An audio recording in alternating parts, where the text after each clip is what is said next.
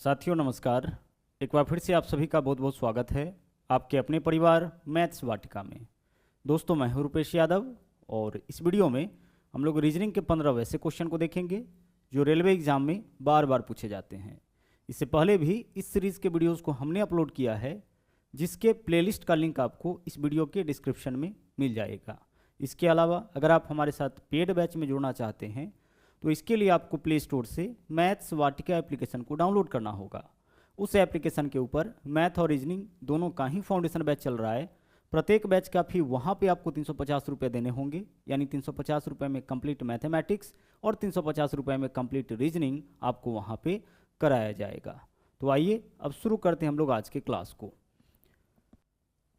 देखिएगा पहला क्वेश्चन आपके सामने है और यह क्वेश्चन आपका कथन और निष्कर्ष से है। बहुत ही इंपॉर्टेंट क्वेश्चन है, ध्यान से देखिएगा। 2018 के ग्रुप डी के पेपर में लगभग सभी पाली में इस तरह का क्वेश्चन आपका पूछा गया था। तो दो क्वेश्चन अभी हम लोग करेंगे कथन और निष्कर्ष का। कथन और निष्कर्ष के क्वेश्चन में करना क्या होता है कि आपको कथन को अच्छी तरह से पढ़ना होता है और फिर इसके आधार पर तय करना होता है कि नीचे जो निष्कर्ष दिया गया है उन निष्कर्षों में से कौन सा निष्कर्ष सही है। पहला सही है, दूसरा सही है, या दोनों सही है, या दोनों गलत है, या फिर या तो एक या फिर दो सही है। ओके, तो आइए हम लोग कथन को अच्छी तरह से पढ़ते हैं। देखिएगा क्या है, अंतर्राष्ट्रीय तेल की कीमतों में अचानक वृद्धि के मद्देनजर सरकार ईंधन की कीमत पर मौजूदा नीति की समीक्षा करेगी। अब यहाँ पे देखिए कथन क्या है, बोला है अंतर्राष्ट्रीय तेल की कीमत में अचानक वृद्धि हो गया है, जिसको ध्यान में रखते हुए सरकार जो है ईंधन की कीमत की मौजूदा नीति की समीक्षा करेगी। अब समीक्षा से यह स्पष्ट नहीं हुआ है कि सरकार कीमत बढ़ाएगी या कीमत घटाएगी या कीमत को कांस्टेंट रखेगी, ऐसा तो कुछ स्पष्ट नहीं हुआ है। समीक्षा करेगी, बढ़ा भी सकती है, नहीं भी बढ़ा सकती है। ठीक है, अब इस बात से यहाँ जो कथन दिया गया है इस बात से कौन सा निष्कर्ष निकलता है। तो पहला निष्कर्ष देखिए क्या दिया है, निष्कर्ष वह होता है जो निश्चित सत्य होता है। तो पहला निष्कर्ष है कि अंतर्राष्ट्रीय तेल की कीमतों में अचानक वृद्धि के कारण सरकार ईंधन की कीमतों में वृद्धि करेगी। क्या इसमें स्पष्ट लिखा हुआ है कि ईंधन की कीमतों में वृद्धि करेगी सरकार? नहीं, ऐसा तो स्पष्ट नहीं लिखा गया है कि ईंधन की कीमतों में वृद्धि करेगी। ठीक है, चलिए अब दूसरा को पढ़ते हैं, तब जाके क्लियर होगा कि दोनों में से कौन सही होगा। अब आगे दूसरा क्या है, अंतर्राष्ट्रीय तेल की कीमतों में अचानक वृद्धि के कारण सरकार ईंधन की कीमतों में वृद्धि नहीं करेगी। अब गौर से देखिएगा यहाँ पे क्या है, पहला निष्कर्ष में वृद्धि करेगी और दूसरे निष्कर्ष में क्या है, वृद्धि नहीं करेगी।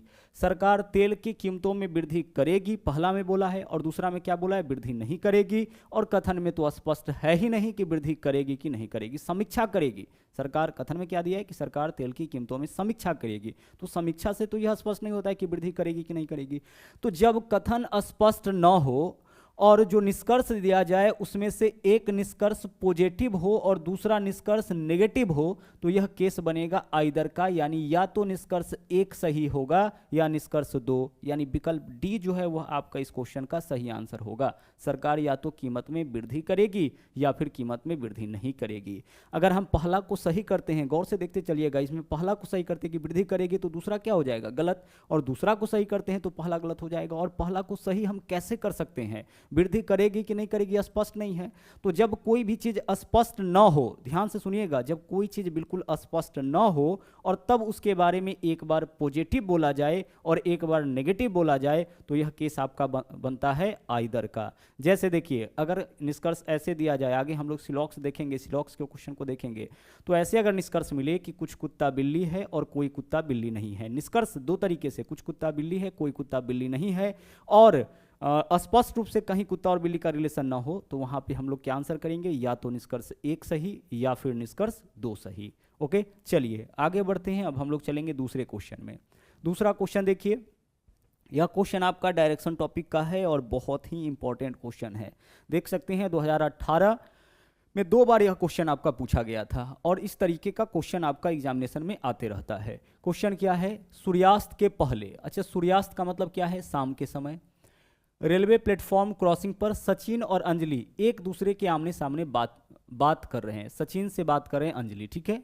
अब बोला है कि यदि अंजलि की छाया बिल्कुल सचिन के बाईं ओर था अंजलि का छाया कहाँ था? सचिन के बिल्कुल बाईं ओर। तो सचिन का मुंह किस दिशा में है यह हमें बताना है। हमें इस क्वेश्चन में जितना डाटा दिया गया है उसके बेसिस पर यह बताना है कि सचिन का चेहरा किस दिशा में है। एक चीज़ तो यहाँ पे कंफर्म है कि दोनों का चेहरा क्या होगा, एक दूसरे के अपोजिट, आमने सामने बात कर रहे हैं, मतलब एक का चेहरा उत्तर होगा तो दूसरा का दक्षिण होगा, एक का पूरब होगा तो दूसरा का पश्चिम होगा।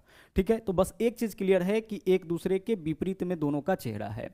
अब कैसे सोल्व करते हैं इस तरह के क्वेश्चन को, गौर से देखिएगा।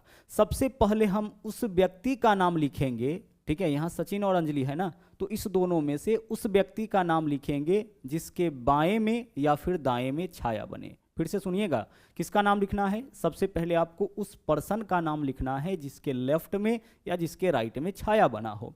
तो यहाँ देखिए छाया कहाँ बना है? सचिन के बाईं ओर। तो हम नाम किसका लिखेंगे? हम नाम लिखेंगे सचिन का। उस पर्सन का आपको नाम लिखना है जिसके लेफ्ट में या राइट में छाया बनता हो। हमें उस व्यक्ति का नाम नहीं लिखना है जिसका छाया बनता है, हमें उस व्यक्ति का नाम लिखना है जिसके बाएं में या फिर जिसके दाएं में छाया बना हो। तो छाया देख लीजिए सचिन के बाएं में बना है, तो हम नाम किसका लिखेंगे? सचिन का लिखेंगे। अच्छा, इसके बाद एक काम और आपको करना है, इसके बाद आपको लिखना है सूरज की स्थिति की, सूरज किस तरफ है ना, क्योंकि जो छाया होता है वह प्रकाश के ऊपर भी डिपेंडेंट होता है। छाया हमेशा क्या होता है? प्रकाश के विपरीत दिशा में बनता है। जैसे अगर सुबह की बात की जाए तो प्रकाश पूरब की ओर से आएगा, छाया पश्चिम की ओर बनेगा। शाम की बात की जाए तो प्रकाश पश्चिम दिशा से आएगा, छाया किस तरफ बनेगा? छाया पूरब के दिशा में बनेगा। तो यहाँ पे आपको हमेशा सूरज की स्थिति लिखना पड़ेगा। तो क्वेश्चन में सूर्यास्त बोला है, यानी कि सूरज किस दिशा में होगा? पश्चिम दिशा में होगा, यानी वेस्ट में। सूरज किस दिशा में होगा? वेस्ट। सूरज का डायरेक्शन हमें लिखना पड़ा। सूरज कौन सी दिशा में होगा? सूरज आपका वेस्ट डायरेक्शन में होगा, पश्चिम दिशा में होगा। किस तरफ कौन सा दिशा लेते हैं? देख लीजिए, बाएं हमेशा दाहिने तरफ लेते हैं हम लोग पूरब दिशा, और बाएं तरफ लेते हैं पश्चिम दिशा, ऊपर में लेते हैं नॉर्थ यानी उत्तर, और नीचे में लेते हैं साउथ यानी कि दक्षिण।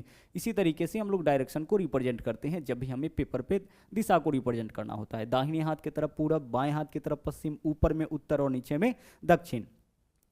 तो उस पर्सन का नाम लिखना है जिसके बाएं दाएं छाया बने। उसके बाद लिखना है सूरज की स्थिति, जो कि क्वेश्चन में स्पष्ट हो जाएगा। सूर्योदय बोला जाएगा, इसका मतलब सूरज पूरब में होगा। सूर्यास्त बोला है यहाँ पे, यानी सूरज पश्चिम में होगा। अब हमें लिखना है छाया जिस तरफ बनता है। तो छाया किस तरफ बनता है? बाईं ओर, यानी छाया बन रहा है लेफ्ट में। छाया किस तरफ बन रहा है? लेफ्ट में।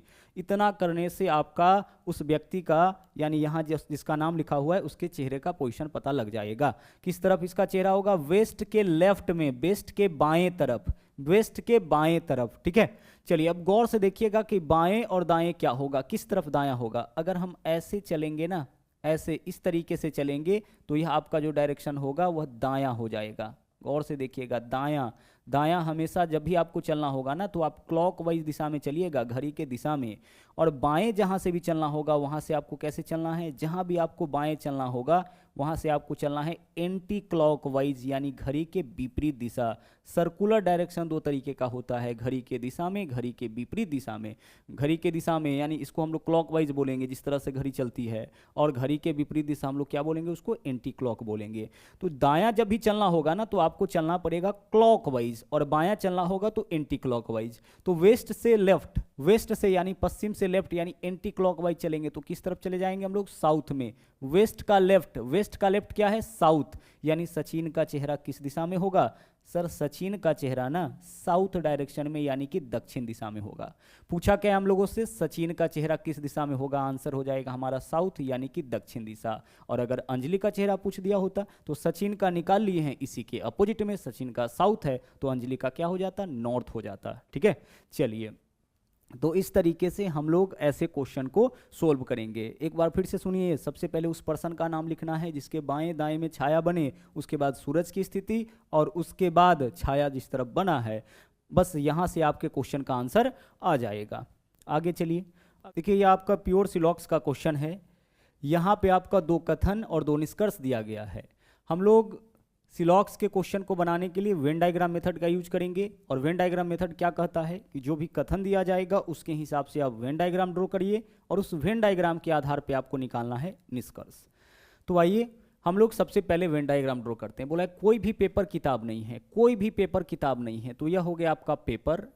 और पेपर के बारे में क्या बोला है कि कोई भी पेपर किताब नहीं है, तो ऐसे मत छोड़िए इसको, आप क्या करिए, जो पेपर है उसके पूरे भाग को करिए रेखांकित, और आप लिखिए अलग से रेखांकित भाग के विषय में कि रेखांकित भाग क्या नहीं है, रेखांकित भाग किताब नहीं है।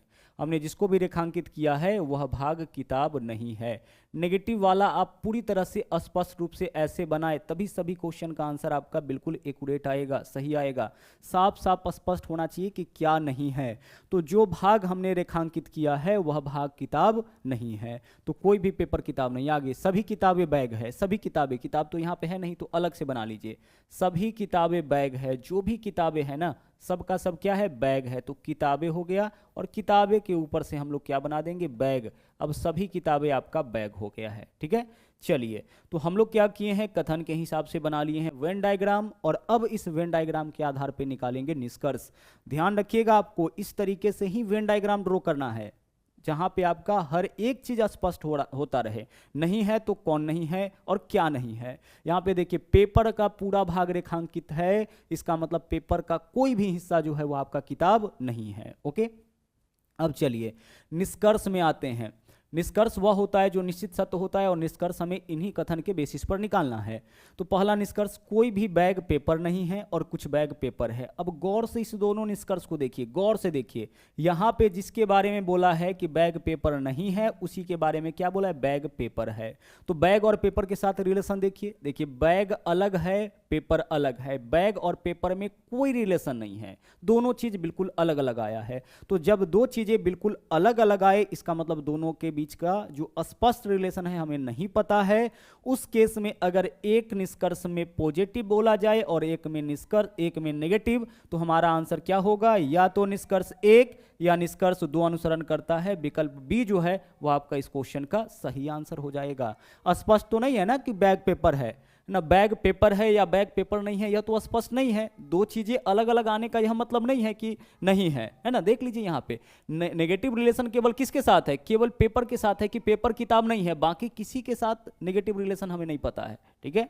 तो ध्यान से सुनिएगा, अगर दो चीजें बिल्कुल अलग अलग आए, उसके बीच में स्पष्ट कोई रिलेशन ना हो, तो अगर एक बार उसके विषय में पॉजिटिव बोला जाए और एक बार नेगेटिव बोला जाए, तो क्या होगा वहां पे केस आपका आइदर का केस होगा, या तो निष्कर्ष एक या निष्कर्ष दो अनुसरण करता है। यह इस क्वेश्चन का आपका सही आंसर हो जाएगा। चलिए आगे बढ़ते हैं, अगले क्वेश्चन में आ जाइएगा। देखिएगा यहाँ पे क्या है, यहाँ पे हमें बताना है वर्गों की संख्या। इस आकृति में वर्गों की संख्या कितनी है, ठीक है। हमें क्या बताना है, इस आकृति में वर्गों की संख्या कितनी है। और यह भी क्वेश्चन आपका 2018 के एग्जाम में दो बार पूछा गया है। ध्यान से समझिएगा, इस फिगर में आपसे आयत का संख्या भी पूछा जा सकता है। तरीका देख लीजिए क्या है ऐसे क्वेश्चन को सोल्व करने का। हम क्या करेंगे, नंबरिंग करेंगे। जितने भी कॉलम है उसमें करेंगे नंबरिंग 1 2 3, और जितने भी रो है उसमें करेंगे नंबरिंग 1 2 3, ठीक है। क्या करना है आपको, सारे कॉलम में नंबरिंग करना है, साथ में सारे रो में नंबरिंग करना है, ओके। और अब आपको क्या करना है, हमें क्या बताना है इस क्वेश्चन में, हमें बताना है वर्गों की संख्या। तो हम क्या करेंगे कि कॉलम के सबसे बड़े वैल्यू का रो के सबसे बड़े वैल्यू के साथ गुना करेंगे, यानी हम करेंगे 3 गुना 3, ठीक है। कॉलम के सबसे बड़े वैल्यू का रो के सबसे बड़े वैल्यू के साथ गुना, प्लस अब दोनों को एक एक कम करके गुना। तो 3 को 1 कम करेंगे 2, फिर इस 3 को 1 कम करेंगे 2, फिर दोनों को एक कम कर करके गुना। और यह तब तक चलता रहेगा जब तक दोनों में से कोई एक जो है वह 1 ना हो जाए। 1 आया वहीं पे हमें रुक जाना है। हमेशा आपको 3/3 ही नहीं मिलेगा, 3/4 भी हो सकता है, 4/5 भी हो सकता है। इस तरीके से डिफरेंट भी हो सकता है। अब सोल्व करिए, 3 गुना 3 9 हो जाएगा, 2 गुना 2 4 हो जाएगा, 1 गुना 1 1 हो जाएगा, 9 4 13 और 1 14। इस वाले आकृति में कुल वर्गों का संख्या कितना हो जाएगा, कुल वर्गों का संख्या आपका 14 हो जाएगा, ठीक है। कुल वर्ग का संख्या कितना हो जाएगा, 14 हो जाएगा। अच्छा मान लीजिए कि कॉलम का संख्या, रो का संख्या आपका 4 होता, कॉलम का संख्या 3 होता, तो हम क्या करते, इस तरीके से पहले करते 4 गुना 3, फिर प्लस दोनों को एक कम करेंगे 3 गुना 2, फिर दोनों को एक कम करेंगे, 3 को एक कम करेंगे 2, 2 को एक कम करेंगे 1, 1 आया वैसे ही रुक जाना है, क्योंकि अब इसके आगे जाइएगा तो 1 गुना 0, 0 आने का मतलब वह पार्ट 0 हो जाएगा। तो 1 आया वहीं पे आपको रुक जाना है, इस वैल्यू को ऐड करिए, आंसर आपका आ जाएगा। तो यह तो है आपका वर्ग निकालने का तरीका, वर्ग काउंट करने का।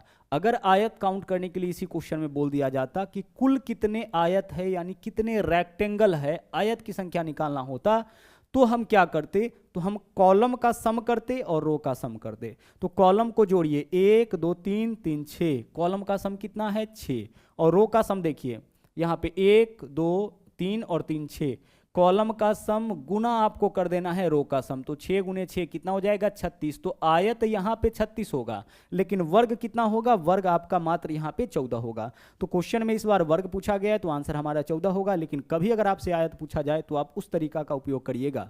आयत निकालने के लिए सम ऑफ रो गुना सम ऑफ कॉलम, कॉलम को के सभी वैल्यू को जोड़िए, रो के सभी वैल्यू को जोड़िए और दोनों को आपस में गुना कर लीजिए। आगे चलिए अगले क्वेश्चन को देखिएगा। यहां पे देखिएगा क्वेश्चन क्या है, हमें बताना है चित्र का दर्पण प्रतिबिंब क्या होगा, मिरर इमेज बताना है और मिरर का पोजीशन यहां पे है। मिरर क्या करता है ना कि राइट को बदलता है लेफ्ट में, ठीक है, राइट को किस में बदलता है, लेफ्ट में बदलता है, या फिर आप इसको ऐसे भी कर सकते हैं लेफ्ट को बदलता है राइट में, यानी अपने स्थान पर राइट टू लेफ्ट पलट जाता है। जैसे अगर हम आपसे पूछे कि यह एक एरो है और इसका यहाँ पे अगर मिरर लगा हुआ है तो इसका इमेज किस तरीके से बनेगा, तो अपने स्थान पर यह राइट टू लेफ्ट उल्टा हो जाएगा, मतलब इस तरीके से दिखेगा। अब इसका डायरेक्शन देख लीजिए राइट की तरफ है, अब इसका डायरेक्शन किस तरफ हो जाएगा, लेफ्ट की तरफ हो जाएगा। तो अपने स्थान पर राइट टू लेफ्ट यह उलट जाता है। तो हमें बताना है इस आकृति का मिरर यहाँ पे है, ठीक है, तो अपने जगह पर राइट टू लेफ्ट उल्टा होगा। तो आंसर हमारा इस क्वेश्चन का क्या हो जाएगा, आंसर हो जाएगा हमारा इस क्वेश्चन का आकृति सी, ठीक है, पिक्चर सी आंसर होगा। और पिक्चर सी के लिए विकल्प कौन सा है इसको भी देखते चलिएगा, पिक्चर सी हमारा आंसर, और पिक्चर सी किसी भी विकल्प में हो सकता है, विकल्प सी में भी, बी में भी, ए में भी, कहीं भी हो सकता है। तो इसको देखिएगा आपका आंसर पिक्चर सी है, न कि विकल्प सी। तो पिक्चर सी आपका आंसर है, यहाँ पिक्चर सी विकल्प सी में दे रखा है, तो आंसर हमारा विकल्प सी हो जाएगा। आगे बढ़ते हैं, अगला क्वेश्चन देखिएगा यहाँ पे क्या है, बोला है एक प्रश्न और 2 कथन दिया गया है, आपको यह निश्चय करना है कि प्रश्न का उत्तर देने के लिए कौन सा कथन पर्याप्त है। ठीक है, बहुत इंपॉर्टेंट क्वेश्चन है। इस तरह का जो क्वेश्चन है वह किसी भी टॉपिक को रिलेट करके पूछा जा सकता है, वह मैथमेटिक्स का कोई टॉपिक हो सकता है, वह रीजनिंग का कोई टॉपिक हो सकता है। और जो पीछे 2018 में एग्जाम हुआ था उसमें 5, 6, 7, 8 तक इस तरीके का क्वेश्चन आपका पूछा गया था। अलग अलग टॉपिक के क्वेश्चन को इस तरीके से बना के प्रश्न और कथन के फॉर्म में बना के पूछा गया था। तो ध्यान से समझिएगा। सबसे पहले हम लोग प्रश्न देखते हैं कि प्रश्न क्या है। प्रश्न है गौतम एक कक्षा में 18वें स्थान पर है, तो अंत से उसका रैंक क्या होगा। गौतम एक कक्षा में 18वें स्थान पर है, कहने का मतलब कि आगे से 18वां, सीधे स्थान दिया जाए इसका मतलब आगे से, तो आगे से 18वें नंबर पर है, तो अंतिम से उसका रैंक पूछा है। आगे से पता है, ठीक है, शुरू से पता है, अंतिम से रैंक हमें बताना है। तो अंतिम से रैंक कैसे बताएंगे, देखिए यह क्वेश्चन वास्तव में रैंकिंग का है, लेकिन इसको इस फॉर्म में आपको ला करके क्वेश्चन बनाया गया है, ओके, कथन और प्रश्न के फॉर्म में। अब इस क्वेश्चन का जवाब देने के लिए हमारे पास 2 कथन है, दोनों में से कौन सा कथन हमें चाहिए होगा यही हमें बताना है। तो पहला कथन है कक्षा में 47 विद्यार्थी, तो विद्यार्थियों का संख्या पता है और गौतम का स्थान आगे से पता है, तो पीछे से तो निकल जाएगा। स्थान परिवर्तन के लिए क्या करते हैं, टोटल +1, तो 47 है तो हम 48 में से माइनस करेंगे 18, गौतम का स्थान पीछे से पता चल जाएगा, कितना नंबर पर हो जाएगा, 30वें नंबर पर। तो कथन 1 जो है इस क्वेश्चन का आंसर देने के लिए पर्याप्त है। आगे बढ़ते हैं, आगे देखते हैं। जेगन जो एक ही कक्षा में 10वें स्थान पर है वह अंत से 38वें स्थान पर है। गौर से देखिएगा, गौतम एक कक्षा में 18वें स्थान पर है, अंत से उसका रैंक क्या होगा, किसका रैंक बताना है, हमें गौतम का रैंक बताना है। ध्यान रहे, बहुत कंफ्यूजन है ऐसे क्वेश्चन में, हमें गौतम का रैंक बताना है। गौतम एक कक्षा में 18वें स्थान पर है, अंत से उसका रैंक गौतम का बताना है। अब कक्षा में 47 विद्यार्थी है, तो विद्यार्थियों की संख्या से तो हम यह पता कर लेंगे कि टोटल 47 विद्यार्थी है, तो टोटल +1 में से गौतम का आगे से स्थान माइनस करेंगे तो पीछे से स्थान निकल जाएगा। दूसरा, जेगन जो एक ही कक्षा में 10वें स्थान पर है वह अंत से 38वें स्थान पर। तो देख लीजिए जेगन का स्थान क्या दिया है, अंतिम से दिया है 10वां, ठीक है, अच्छा शुरू से 10वां और अंतिम से 38वां। तो इससे क्या निकलेगा, इस पंक्ति में कुल कितना व्यक्ति, लेफ्ट प्लस राइट -1, यही तो करते हैं। किसी एक व्यक्ति का स्थान दोनों तरफ से देता है तो पंक्ति में उपस्थित व्यक्तियों की संख्या निकालते हैं। तो यहां से भी क्या पता चल गया कि इस पंक्ति में कुल कितना व्यक्ति है, 47। तो यहां से भी पंक्ति में व्यक्तियों की संख्या निकल रहा है, यहां से भी पंक्तियों में व्यक्ति की कुल संख्या निकल रहा है, और पंक्ति में कुल कितने व्यक्ति है, इससे हम यह निकाल लेंगे कि गौतम का स्थान जो है वह अंत से क्या होगा, क्योंकि शुरू से तो दे रखा है। मतलब कि कथन 1 के मदद से भी हम लोग अपने क्वेश्चन का आंसर निकाल सकते हैं और 2 के मदद से ही भी। तो हमारा आंसर क्या होगा, या तो कथन 1 या कथन 2 पर्याप्त है। दोनों में से किसी एक की ही हमें आवश्यकता है, दोनों नहीं। दोनों एक साथ का पर्याप्त होता है जब दोनों मिला के अपना आंसर हम लोग करते, बट हमें यहाँ पे दोनों को मिलाने की आवश्यकता नहीं है, अकेले अकेले पर्याप्त है इस क्वेश्चन का आंसर देने के लिए। तो हमारा आंसर क्या होगा, या तो कथन 1 या कथन 2 जो है वो इस क्वेश्चन का आंसर देने के लिए पर्याप्त है। अब यह सिंपल सा क्वेश्चन आपका सीरीज का है, फटाफट से इसको सोल्व करिए। 12 से 23 बनाया है, 2 गुना -1 हो जाएगा 23, 2 गुना -1 हो जाएगा 45, 2 गुना -1 78। नहीं, इसका मतलब इस तरीके से नहीं है, कोई और पैटर्न होगा, देखते हैं। जब 12 और 23 में देखिए तो कितना का अंतर, 11 का अंतर। 23 और 45 में 22 का अंतर, ठीक है। 45 और 78 में 33 का अंतर। 78 आगे देख लीजिए क्या अंतर होगा, तो 11 का अंतर, फिर 22 का अंतर, फिर 33 का अंतर, तो आगे जो अंतर होगा वो कितना का होगा, 44 का। 11 दूना 22 तिया 43 तिया 33 चौके 44, तो 44 ऐड करिए, 8 और 4 12, 2 हासिल 1, 7 4 11 और 1 12, 122 जो है वही आपका इस क्वेश्चन का सही आंसर हो जाएगा। पहले 11 का गैप, फिर 22 का, फिर 33 का, फिर कितने का गैप हो जाएगा, 44 का। तो 78 + 44 122 जो है वो आपका इस क्वेश्चन का सही आंसर हो जाएगा। आगे बढ़ते हैं, अगला क्वेश्चन देखिएगा क्या है। यहाँ पे देखिएगा कथन और निष्कर्ष दिया गया है, ठीक है। 2 कथन है और इसके अनुसार 2 निष्कर्ष है। यह क्वेश्चन भी आपका सिलॉक्स का ही है। कथन के हिसाब से हम क्या करेंगे, वेन डायग्राम बनाएंगे। तो बोला है कोई गेट छर नहीं है, तो गेट आप बना दीजिए अलग, और छर क्या करिएगा, अलग बनाइएगा। कोई गेट छर नहीं है तो गेट बनाइए और इसको रेखांकित करिए और इसके बारे में लिख दीजिए कि जिसको भी हमने रेखांकित किया है वह भाग छर नहीं है, ठीक है। पूरी तरह से स्पष्ट होना चाहिए। अगर इस तरह से स्पष्ट नहीं करते हैं तो कुछ क्वेश्चन आपका सही आंसर देगा, कुछ क्वेश्चन आपका गलत आंसर देगा, इसलिए जो नेगेटिव होगा उसको आप साफ साफ स्पष्ट करिएगा। कोई गेट छर नहीं है, आगे कुछ छरें खिड़की हैं। अब छर अलग बनाइए, जो छर है, छर का कुछ हिस्सा क्या है, खिड़की है, तो कुछ का तो वेन डायग्राम ऐसे ही बनता है, कुछ छर क्या हो जाएगा, खिड़की हो जाएगा, ठीक है। अब आगे हम लोग निष्कर्ष निकालते हैं। निष्कर्ष वह होगा जो निश्चित सत्य होगा, कथन के आधार पर ही तो निष्कर्ष निकालेंगे। पहला निष्कर्ष, सभी द्वार खिड़कियां हैं। सभी द्वार खिड़कियां हैं, यानी द्वार कहने का मतलब गेट। क्या सभी गेट खिड़की है, गेट अलग है, खिड़की अलग है, यह तो आपका गलत हो जाएगा। दूसरा, कुछ छरे गेट हैं। कुछ छरे गेट है, छर अलग है, गेट अलग है, दोनों में कोई स्पष्ट रिलेशन नहीं है, तो यह भी क्या होगा, गलत। तो हमारा आंसर क्या होगा, विकल्प सी। न तो निष्कर्ष 1 और न ही निष्कर्ष 2 अनुसरण करता है, यानी कि दोनों का दोनों निष्कर्ष क्या है, गलत है। चलिए बढ़ते हैं अगले क्वेश्चन में। अगला क्वेश्चन देख लीजिए, यह आपका ब्लड रिलेशन का है और ब्लड रिलेशन के क्वेश्चन को सोल्व करने के लिए हम लोग एक छोटा सा फैमिली ट्री बनाते हैं, और फैमिली ट्री बनाने का तरीका बहुत ही अच्छी तरीके से हम एक वीडियो में बता चुके हैं। आपको क्या करना है, ग्रुप डी स्पेशल 2022 नाम से एक प्लेलिस्ट मिलेगा मैथ्स वाटिका के अंदर, उस प्लेलिस्ट के अंदर जा करके आप ब्लड रिलेशन के क्वेश्चन को, ब्लड रिलेशन की कंप्लीट थ्योरी को देख सकते हैं। बहुत इंपॉर्टेंट होगा क्योंकि यहाँ से क्वेश्चन जरूर पूछा जाता है। ब्लड रिलेशन के क्वेश्चन को सोल्व करते वक्त हमें 2 चीज़ों का ध्यान रखना है, एक तो जनरेशन का, दूसरा जेंडर का। अब जेंडर को कैसे ध्यान रखना है, तो जो भी पुरुष होगा उसको आपको ट्रायंगल में रखना है, और महिला होगी उसको कहाँ रखना है, सर्किल में रखना है।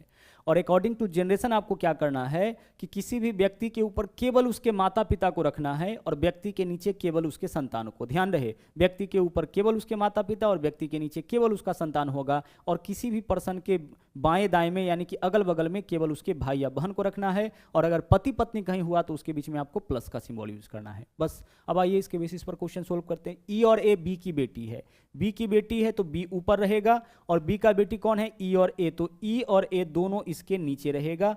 और ई और ए का जेंडर क्लियर है, बेटी है यानी कि लड़की है, तो दोनों को रखिए सर्किल में। बी का जेंडर अभी तक पता नहीं है कि बी लड़का है कि लड़की है, पुरुष है कि महिला है। बी की, ई और ए बी की बेटी है, तो पुरुष का भी बेटी हो सकता है दोनों, और महिला का भी बेटी हो सकता है, मतलब बी इस दोनों का पिता भी हो सकता है और बी इस दोनों की माता भी हो सकती है। आगे, ए का विवाह भी से हुआ है। अब ए का विवाह भी से कराइए, तो ए का विवाह किसके साथ कराना है, भी के साथ। तो ए लड़की है तो इसका विवाह जब भी होगा लड़का के साथ, और विवाही जोड़ा के बीच में आपको प्लस सिंबल यूज करना है, बस। आगे चलिए, अब बोला है कि भी का ई से क्या संबंध, भी का ई से क्या संबंध, यानी हमें यह बताना है भी कौन है, ई का। तो ई के बहन का पति है ना, ई के बहन का पति है भी, यानी भी क्या हो जाएगा, जीजा हो जाएगा। तो विकल्प बी जो है वह इस क्वेश्चन का आपका सही आंसर हो जाएगा, ब्रदर इन लॉ, ठीक है। चलिए बढ़ते हैं हम लोग अगले क्वेश्चन में। अगले क्वेश्चन में आ जाइए, देखिएगा यहाँ पे क्या है, कथन और निष्कर्ष से क्वेश्चन है। कथन को अच्छी तरह से पढ़िए, और निष्कर्ष वह होगा जो निश्चित सत्य होगा। ध्यान रहे, यहाँ पे अवधारणा पूर्वधारणा भी लिखा हुआ मिलता है, उसका मतलब अलग होता है, वह आंशिक सत्य को दर्शाता है, जबकि निष्कर्ष जो होता है वह निश्चित सत्य को दर्शाता है। अब कथन पढ़िए, पढ़ाई करने का सबसे अच्छा समय प्रातःकाल है। अब इसके आधार पर क्या निष्कर्ष निकलता है उसको देखिए। पढ़ाई करने का सबसे अच्छा समय प्रातःकाल है। अपने पहला निष्कर्ष, पढ़ने के लिए कोई और समय अच्छा नहीं है। क्या इसमें ऐसा बोला गया है? सबसे अच्छा समय प्रातःकाल है, बाकी समय भी अच्छा हो सकता है, लेकिन सबसे अच्छा समय क्या है? प्रातःकाल है। यहाँ बोला है पढ़ने के लिए कोई और समय अच्छा नहीं है, यह तो गलत बात हो गया इसके आधार पे। दूसरा, व्यक्ति को केवल प्रातःकाल में ही पढ़ाई करनी चाहिए, यह बात भी यहाँ पे स्पष्ट नहीं है। प्रातःकाल सबसे अच्छा समय है, लेकिन कोई जरूरी नहीं है कि व्यक्ति को प्रातःकाल ही पढ़ाई करना चाहिए, ऐसा कुछ यहाँ पे स्पष्ट नहीं है। तो निष्कर्ष 2 भी क्या होगा? गलत हो जाएगा। तो आंसर हमारा क्या होगा? विकल्प बी, न तो निष्कर्ष 1 और न ही 2 अनुसरण करता है। यही क्वेश्चन कथन और अवधारणा का होता तो यह आंसर हमारा सही हो जाता, ध्यान रहे। लेकिन कथन और निष्कर्ष होने की वजह से 2 जो है वो हमारा सही आंसर नहीं है, 2 जो है सही निष्कर्ष नहीं है, क्योंकि निष्कर्ष वह होता है जो निश्चित सत्य, जिसमें थोड़ा सा भी डाउट होगा, वह निष्कर्ष आपका क्या हो जाएगा? गलत हो जाएगा। ओके, चलिए बढ़ते हैं अगले क्वेश्चन में। नंबर 12। अब कथन और अवधारणा, अवधारणा, पूर्वधारणा, धारणाएं सब एक ही चीज होता है, इसको हम लोग स्टेटमेंट और एजप्शन बोलते हैं। यह अलग चीज होता है। कथन निष्कर्ष, निष्कर्ष वह होगा जो निश्चित सत्य होगा, जबकि धारणा क्या होगा? जो जिसमें 1% भी सही होगा, है ना, जो सही हमें लगेगा वह पूर्वधारणा, वह अवधारणा क्या हो जाएगा? सही हो जाएगा। लेकिन निष्कर्ष क्या होना चाहिए? जो 100% सत्य होगा वही निष्कर्ष होगा। तो आइए कथन और धारणा का 2 क्वेश्चन हम लोग करते हैं। कथन देखिए क्या बोला है। कथन आपको पढ़ना है और इसमें यह देखना है कि इस कथन के अंदर कौन सा धारणा अंतर्निहित है। अपने रुपयों को तिगुना करे, किसी होर्डिंग पर यह एक टैगलाइन लिखा हुआ था। किसी होर्डिंग पर, किसी पोस्टर पर एक टैगलाइन लिखा हुआ था कि अपने धन को, अपने रुपए को क्या करे? तिगुना करे। अब इसे धारणा क्या है? आश्वासन भरोसेमंद नहीं था। अच्छा, यहाँ पे तो यह क्लियर नहीं हुआ है, यहाँ पे आश्वासन के विषय में कोई स्टेटमेंट नहीं दिया गया है, तो यह तो आपका गलत हो गया। दूसरा, लोग तेजी से पैसा कमाना चाहते हैं, यह बात जो है वह इसमें अंतर्निहित है, क्योंकि जिसने भी यह विज्ञापन दिया होगा वह क्या सोचा होगा कि लोग तेजी से पैसा कमाना चाहते हैं, तभी तो यह टैगलाइन दिया है। तो हमें क्या करना है कि ऐसे धारणा को चुनना है जो इस लाइन का सपोर्ट करे, इसके विरोध में ना जाए। आप गौर से इसको देखिए, यह क्या हो रहा है? इसके विरोध में गया है, तो यह आपका आंसर गलत हो जाएगा, जबकि यह इसके सपोर्ट में है तो यह धारणा सही हो जाएगा। तो हमारा आंसर क्या होगा? केवल धारणा 2 जो है वह अंतर्निहित है, यह बात इसके अंदर अंतर्निहित है। अपने पैसे को तिगुना करे, मतलब लोग क्या है? पैसा कमाना चाहते हैं तेजी से। ओके, आगे चलिए। यह क्वेश्चन भी आपका कथन और अवधारणा का है। अवधारणा, पूर्वधारणा, धारणाएं सब एक ही चीज होता है, इसको अंग्रेजी में एजप्शन बोलते हैं। कथन को पढ़िए और पढ़ के यह देखिए कि इस कथन के अंदर कौन सा अवधारणा अंतर्निहित है, मतलब इसी के अंदर उपलब्ध है। हाल के शोधों से यह पता चला है कि कैंसर पीड़ित मरीजों की संख्या में वृद्धि का संबंध गैस युक्त पेय पदार्थों के सेवन से है। गैस युक्त पेय पदार्थों के सेवन की वजह से क्या हो रहा है? कैंसर पीड़ित मरीजों की संख्या लगातार बढ़ रही है, यह एक शोध में, एक रिसर्च में पता चला है। अवधारणा, परिष्कृत चीनी का उपभोग हानिकारक है, चीनी का कोई यहाँ पे लेना देना नहीं है, चीनी के बारे में कुछ नहीं बोला गया है। शरीर में चीनी की अधिक मात्रा बीमारियों की उत्पत्ति का कारण बनता है, यहाँ पे भी ऐसा कुछ नहीं बोला गया है। तो दोनों का दोनों अवधारणा, दोनों में से कोई भी अवधारणा यहाँ पे अंतर्निहित नहीं है, क्योंकि चीनी का तो चर्चा किया ही नहीं है। तो हमारा आंसर क्या होगा? न तो धारणा 1 और न ही धारणा 2 अंतर्निहित है। इसके अंदर इस दोनों में से कोई भी अवधारणा जो है वो अंतर्निहित नहीं है, दोनों गलत हो जाएगा। आगे चलिए, इस अगले क्वेश्चन को गौर से देखिए। बोला है 11 मई 2023। अच्छा, टाइमिंग भी देख लीजिए। 11 मई 2023 को 2:38 PM से 13 मई 2024 के 2:29 PM के बीच में समय का अंतराल क्या होगा? अच्छा, पहले देखते हैं कि कितने दिन का अंतर है। तो 11 मई 2023 से 13 मई 2024, 1 साल का पहले तो अंतर है। अच्छा, पहले हम क्या करेंगे? 13 के बदले हम 11 मई तक ही काउंट करेंगे। 11 मई 2023 से 11 मई 2024 तक में कितना साल हो जाएगा? 1 साल हो जाएगा। लेकिन 1 साल में से 2024 लीप ईयर है, तो लीप ईयर होने के वजह से 366 दिन, तो 366 दिन तो आपका हो जाएगा 366 दिन तो आपका हो जाएगा 11 मई 2023 से 11 मई 2024 तक, क्योंकि पूरा 1 साल का गैप है। और 1 साल में से भी 2024 के फरवरी महीने को हम लोग क्रॉस करेंगे, और जब तक किसी लीप वर्ष के फरवरी महीने को हम लोग क्रॉस नहीं करेंगे तब तक वह as a leap year count नहीं होगा। तो 2024 के फरवरी को तो क्रॉस करेंगे, तभी तो मई तक पहुंचेंगे, मतलब कि as a leap year count होगा, मतलब 366 दिन तो यह हो गया। 11 मई 2023 से 11 मई 2024। अब 11 के बाद 2 दिन और है, तो 2 दिन और इसमें जोड़ लीजिए, तो 366 + 2 कितना हो जाएगा? 368 दिन। अच्छा, 368 दिन कब होता? जब 2:38 PM से 2:38 PM होता, या तो 2:29 PM ही है। इसका मतलब कि 368 दिन में से 8 मिनट कम। अच्छा, कितना मिनट कम है? 38 है, यहाँ पे 29 ही है, मतलब 8 मिनट कम हमें कर देना है। 368 दिन कब होता, जब 2:38 से 2:38 होता, लेकिन यह तो 2:29 ही है। कितना मिनट कम है, 9 मिनट कम है। तो हमें जो 368 दिन समय आया है उसमें से 9 है ना, 9 मिनट क्या करना है, 9 मिनट कम कर देना है। 9 कम कर दीजिए। तो 368 में से 9 मिनट अगर हम कम कर देते हैं, इसका मतलब क्या होगा, 367 दिन 23 घंटा और 51 मिनट। विकल्प बी जो है वह आपका इस क्वेश्चन का सही आंसर हो जाएगा। 367 दिन, इसके अलावा 23 घंटा, जो आखिरी का घंटा है उसी में से 9 मिनट माइनस करेंगे ना, तो 367 दिन 23 घंटा और 51 मिनट, यही आपके क्वेश्चन का सही आंसर हो जाएगा। चलिए बढ़ते हैं अगले क्वेश्चन में। यहां देखिए, निम्न आकृति में त्रिभुजों की संख्या, त्रिभुज का संख्या काउंट करना है। पैटर्न देख लीजिए, बेसिक पैटर्न। इस पैटर्न के क्वेश्चन में त्रिभुज का संख्या कैसे निकालते हैं, नंबरिंग करिए और जो सबसे बड़ा नंबर है उसको डबल, 1 2 3 4, 4 का डबल 8।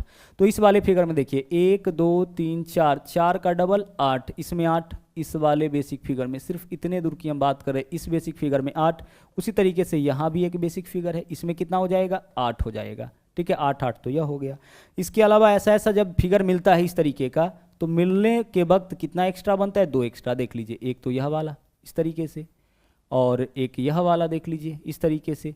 तो 8 8 16 2 18, तो इसमें हो गया पूरा। देख लीजिए इतना में कितना हो गया आपका, 18 हो गया। ठीक है, चलिए अब चलते हैं आगे। इसमें देख लीजिए इधर कितना है, 3, 1 2 और एक पूरा बड़ा वाला 3, 1 2 और एक पूरा बड़ा वाला 3, 3 यह हो गया। इसके अलावा अब हम ऐसे ट्रायंगल काउंट करेंगे जो इस बेसिक फिगर को इसके साथ मिलने पर बना हो और इस बेसिक फिगर के इसके साथ मिलने पर बना हो। तो देखते हैं, ये तो अलग अलग काउंट किए, इसमें 8 इसमें 8, दोनों के मिलने से 2, इसमें 3 इसमें 3। अब इसको इसके साथ मिलाइए, तो इस ट्रायंगल को गौर से देखिए, यह कब बनता, जब हम इस बेसिक फिगर को इसके साथ मिलाते हैं। तो एक ऊपर से एक्स्ट्रा और एक नीचे से एक्स्ट्रा। एक्स्ट्रा यहाँ पे कितना हो गया, 2, तो 2 इधर एक्स्ट्रा हुआ है, तो 2 इधर भी एक्स्ट्रा हो जाएगा, 2 इधर भी एक्स्ट्रा हो गया। यानी टोटल कितना, 8 8 16 2 18, 3 20, 8 8 16 2 18, 18 3 21 और 21 3 24, 2 26 और 2 28। विकल्प बी जो है वो आपका इस क्वेश्चन का सही आंसर हो जाएगा। सभी वैल्यू को जोड़ लीजिए, 8 8 16 2 18, 18 और 3 21, 3 24, 2 26 और 2 28। हमारा आंसर क्या हो जाएगा इस क्वेश्चन का, 28 हो जाएगा। कुल मिला के 28 ट्रायंगल इस फिगर के अंदर है। चलिए, तो यह था आपका आखिरी क्वेश्चन। आज के लिए इतना ही। वापस मुलाकात होगी अगले दिन फिर से एक नए सेट के साथ, फिर से एक नए ट्रिक के साथ। तो मिलते हैं अगले वीडियो में। थैंक यू, जय हिंद।